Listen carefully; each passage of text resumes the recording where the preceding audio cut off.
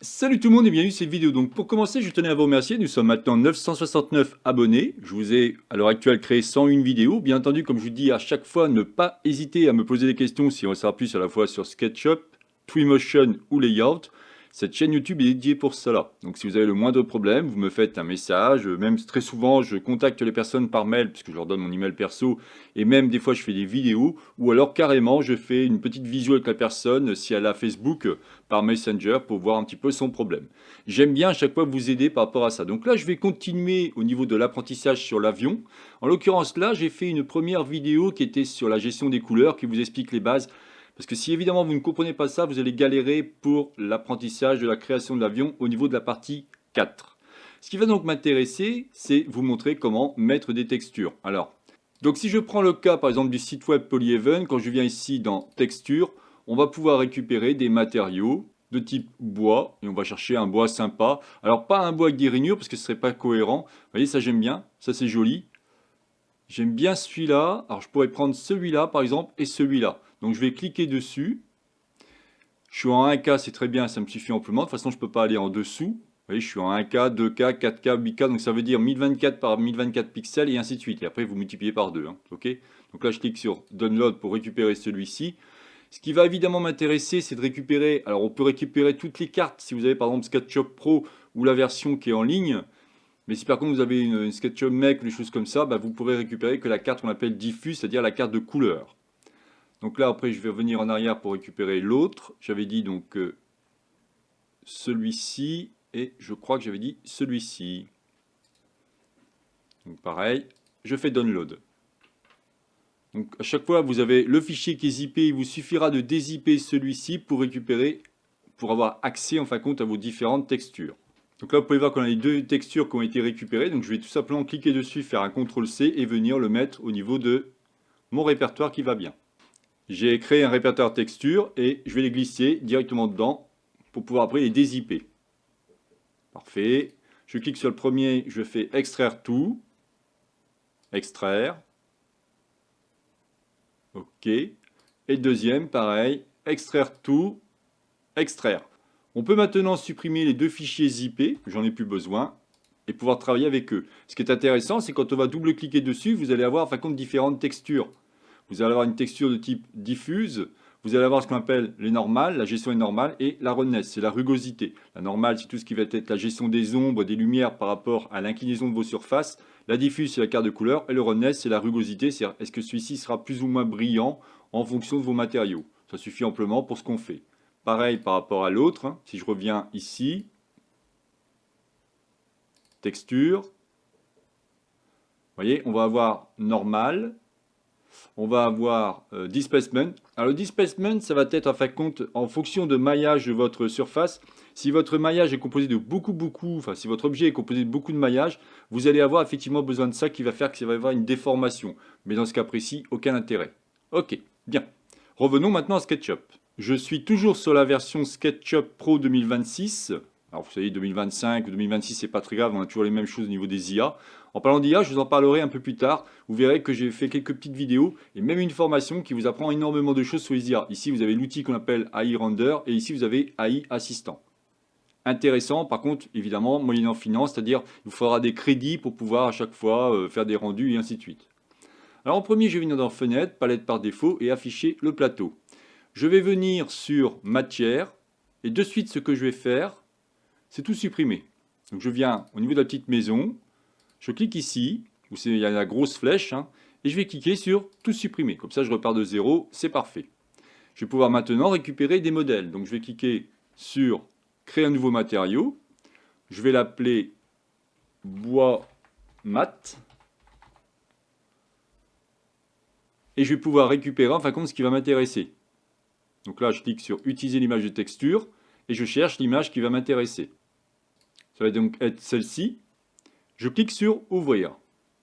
Après, vous pouvez voir qu'on a accès aussi, par exemple, à la rugosité. Donc si je clique sur la rugosité, je clique sur le petit plus et je vais pouvoir récupérer. Alors là, c'est le displacement, la diffuse. Ah ben non, j'ai que ça. Mais c'est pas grave, je vous montrerai qu'on peut faire différemment si besoin. Donc là, je vais l'enlever, j'en ai pas besoin pour l'instant. On aura donc cette carte-là. Je peux cliquer directement sur OK. Et là, je peux, sans problème, si je prends celui-ci, j'ai directement le pot de peinture et je vais pouvoir positionner celui-ci. Alors le mat va être en sorte de pouvoir peindre par rapport, vous voyez, au bord, pour avoir quelque chose, une espèce de contraste par rapport à ce que vous faites. Donc là, on va double-cliquer, appuyer sur B et on va commencer. Alors, ne faites pas tout d'un coup. Faites en sorte plutôt, quand vous faites ça, vous voyez, essayez de bien prendre votre temps et de positionner proprement vos textures. Ça, c'est un conseil que je vous donne, parce que si d'un seul coup vous faites tout en une fois, oui, ça sera rapide, mais malheureusement, il y aura des défauts de texture. Donc je fais de même par rapport à lui. Dites-moi dans les commentaires hein, si vous trouvez intéressant ce que je vous explique. Dites-moi si vous rencontrez des problèmes. Pour l'instant, j'ai fait une vidéo pour débutants et débutantes, comme je vous ai montré tout à l'heure, en ce qui concerne la gestion des couleurs. Je ne vous ai pas encore expliqué les textures. Parfait. Donc là, on a à peu près ce qu'on voulait. Ici, on va pouvoir le faire aussi à cet endroit-là. Bon, je vais un peu vite, mais bon, le principe est toujours le même. Hein. Donc là, vous voyez, si je clique, tout va être peint, c'est pas ce que je veux. Donc je veux juste lui, touche B, et je vais peindre ce qui va m'intéresser. Par contre, je peins bien, vous voyez, les formes. Là, par exemple, je vais pouvoir peindre celui-ci. Là, par rapport à lui, je vais pouvoir peindre l'intérieur de mon hélice. Donc je fais un double clic, touche échappe, touche B. Si je fais ça, c'est pas bon. Donc il faut re-rentrer dans mon groupe, double clic, touche B. Et là, alors c'est un peu long. C'est un peu long, mais au moins, vous êtes sûr d'avoir quelque chose de propre. C'est pas si long que ça. Hein. Hop, hop. Alors moi, je vais un peu vite, évidemment, parce que je suis habitué. Ça dépendra évidemment de votre dextérité. Parfait. Donc là, on a fait à peu près ce que je voulais. Ok. On pourrait faire de même ici au niveau des roues. Donc là, ce serait en noir par contre. Là, on va le mettre. Ça aussi, on va le mettre. Donc là, c'est pas bon. Je fais CTRL Z pour revenir. Touche B. Voilà, très bien. Ça, ouais, pourquoi pas aussi. On peut le mettre aussi comme ça. Alors, vous savez quoi? Je vais pas faire comme ça. On va essayer de faire ça proprement. Je vais plutôt, hop, CTRL Z, récupérer ça, ça. Donc vous voyez que la manipulation est très importante hein, de ce que je suis constamment en train de tourner autour de mon modèle. Évidemment, ça c'est vraiment les bases des bases. Hein. C'est ce que j'explique constamment à mes clients et à chaque fois ils galèrent les pauvres. Donc là il faut que je fasse un double clic, c'est qu'ils n'ont pas compris comment tourner autour du modèle. Pardon, j'avais mis une mauvaise option. Voilà, parfait. Et ça très souvent j'ai remarqué que les personnes quand elles débutent sur SketchUp, elles galèrent vraiment par rapport à ça. Elles galèrent à la fois à ce niveau-là, au niveau des groupes et ainsi de suite. Donc là c'est pareil ici. Par contre, vous voyez, à mon avis, la couleur, là, elle est inversée.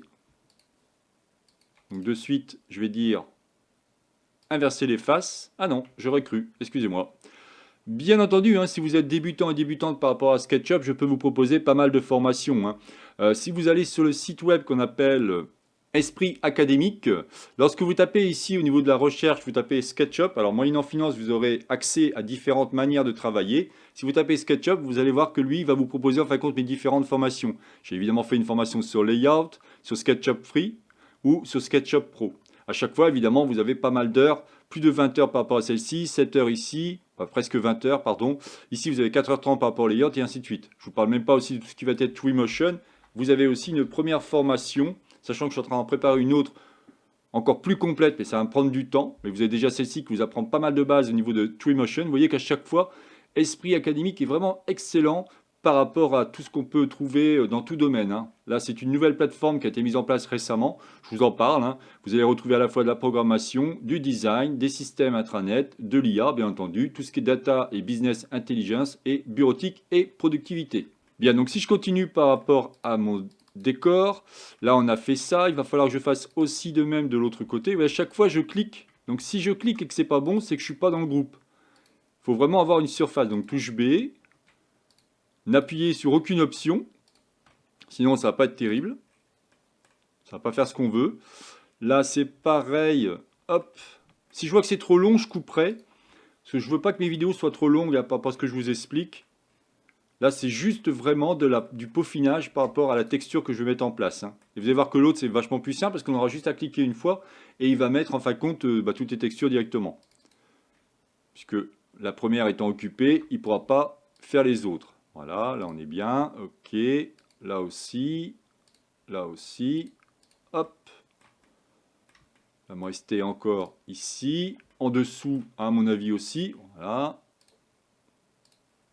Plus votre modèle sera propre, plus votre modèle sera bien dessiné, bien colorié, et ainsi de suite, bah plus celui-ci aura de la valeur, hein, bien entendu. Hein. C'est toujours pareil, hein, ça dépend le temps que vous prenez quand vous dessinez. Mais vraiment, je vous conseille de prendre votre temps et vous verrez que votre modèle vraiment va avoir une belle, un beau design. Alors là, par contre, vous voyez, je m'aperçois d'un truc intéressant, c'est que ça, j'aurais dû en faire un groupe. Si je fais bouton droit ma souris, j'en ai fait un groupe, mais c'est pas ça qu'il aurait fallu faire. Il aurait fallu faire un composant. Parce qu'à chaque fois que je vais modifier l'un, il va falloir que je le fasse pour tous les autres. Et ça, c'est dommage. Donc là, c'est pas ce que je veux rentrer dedans. Donc là, par contre, je pense que je vais accélérer pour pas vous faire perdre trop de temps.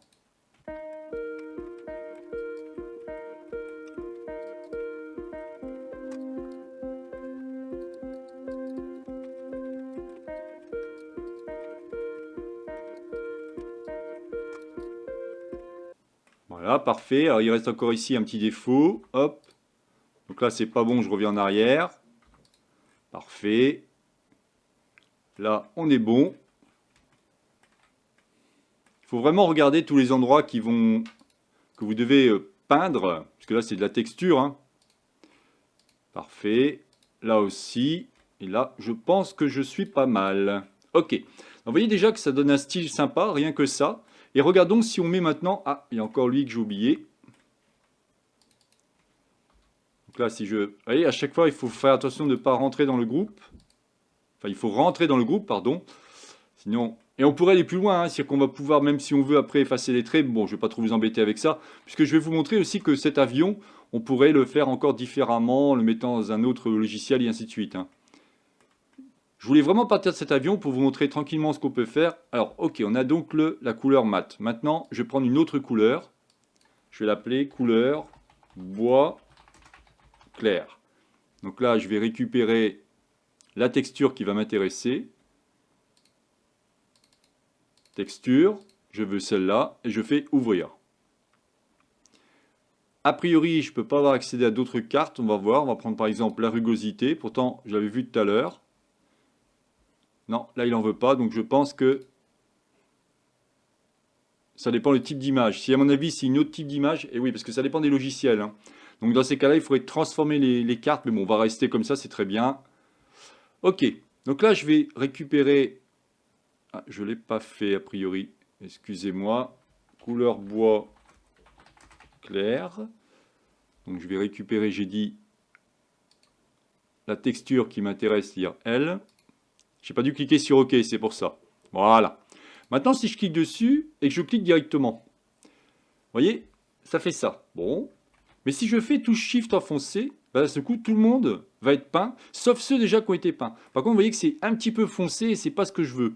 Dans ces cas-là, je vais revenir dessus en cliquant sur éditer et on va voir un petit peu ce qu'on peut faire. Donc, on va pouvoir évidemment éclaircir celui-ci pour avoir un contraste plus intéressant. Pas trop non plus, parce que sinon ça va être moche. Mais vous voyez, on peut faire ce genre de choses. Comme je vous disais ici, au niveau de l'axe de l'avion, on va pouvoir évidemment, hop, prendre une couleur, cette fois-ci noire, directement, hein, on va pas s'embêter. Donc là, ce qu'on va pouvoir faire, c'est venir ici dans les couleurs. Donc on cherche couleur unie. On va prendre évidemment quelque chose d'assez foncé, par exemple celui-ci, et on va pouvoir peindre directement. Donc c'est pas ce que je veux. Il faut que je rentre dans l'objet, touche B, voilà. Donc il faut sélectionner ce qui va m'intéresser, c'est lui, pas assez foncé. Voilà, là c'est pas mal. Vous voyez, pour avoir encore une fois un autre contraste.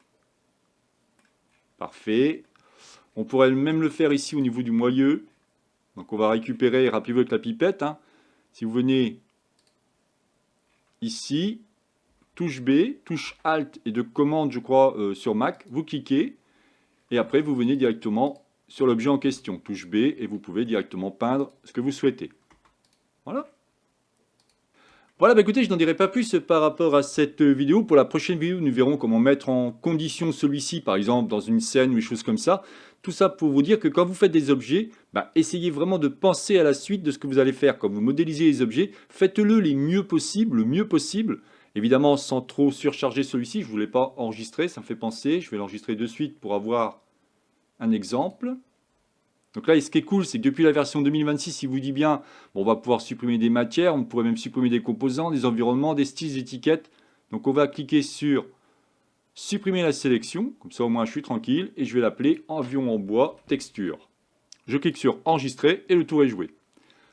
Voilà, je n'en dirai pas plus donc, par rapport à cette vidéo. C'était donc la chaîne Atelier SketchUp réalisée par Jean-Michel. Si vous avez aimé cette vidéo, n'oubliez pas de liker ou tout simplement vous abonner à ma chaîne. N'hésitez pas à me poser des questions si on savoir plus sur SketchUp, Twinmotion ou Layout. Je me ferai un plaisir de vous répondre. Je vous souhaite une excellente journée et à la prochaine vidéo. Bye bye.